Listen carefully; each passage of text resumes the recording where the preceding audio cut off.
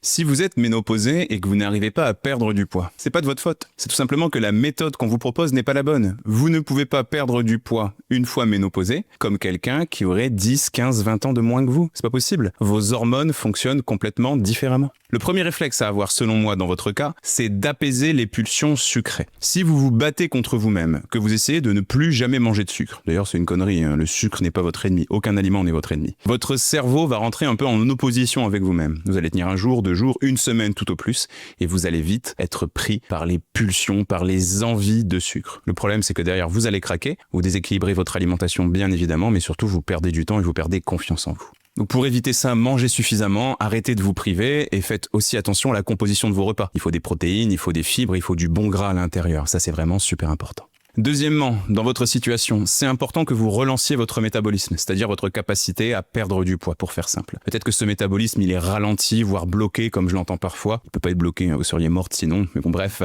Et l'idée, c'est de rebooster un petit peu tout ça. La solution, c'est encore une fois d'arrêter de vous priver. Et une des choses qui fonctionne bien pour ça, c'est le rythme alimentaire. Moi, je vois énormément de patientes en consultation depuis 10 ans que je suis nutritionniste qui finalement mangent 1 ou 2 repas par jour. Essayez de passer à 3, voire 4 repas par jour, notamment en mettant une collation dans l'après-midi. Et puis bien évidemment, pour relancer le métabolisme, c'est pas mal de bouger vos petites fesses. Donc essayez de faire un petit peu d'activité physique si possible. J'ai pas dit sport, j'ai pas dit d'aller à la salle de muscu, un peu de bricolage, un peu de jardinage, un peu de marche. Pourquoi pas, c'est un bon début.